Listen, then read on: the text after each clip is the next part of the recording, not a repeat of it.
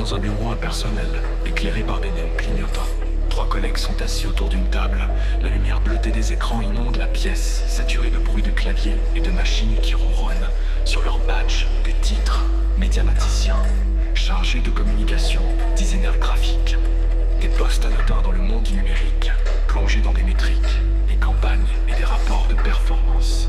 Le médiaticien, l'air fatigué, regarde les graphiques sur son écran. Les chiffres, les rendements. On croit tout maîtriser comme si ces courbes nous disaient vraiment quelque chose.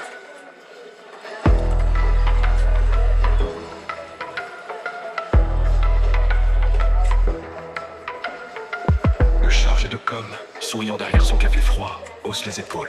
Tout ça c'est juste une version moderne des vieux récits. Avant c'était la foi. Aujourd'hui c'est l'engagement client et les algorithmes. Mais au fond, ça reste la même quête. Le designer en train d'ajuster une infographie soupire doucement. Nous sommes là pour embellir la vérité.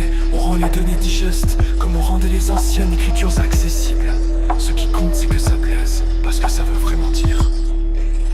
À première vue ce sont 3 simples employés d'un bureau moderne, des patrons du travail. Pourtant quelque chose dans leur conversation commence à s'éloigner du cadre numérique lentement. Les mots prennent une tournure différente, plus ancienne, presque philosophique.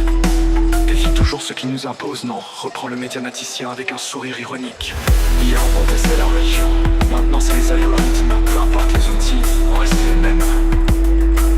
Le chargé de com éclate de rire, c'est vrai. Avant il nous appelait hérétiques parce qu'on osait poser des questions. Maintenant on est des fauteurs de troubles dans la machine, toujours à vouloir remettre en cause le système.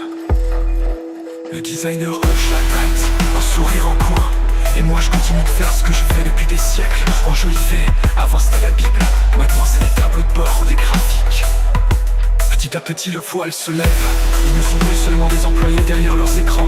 Ce sont des âmes anciennes, des rôles qui se perpétuent à travers les époques. L'atmosphère change, se fait plus lourde de sens. Et la lumière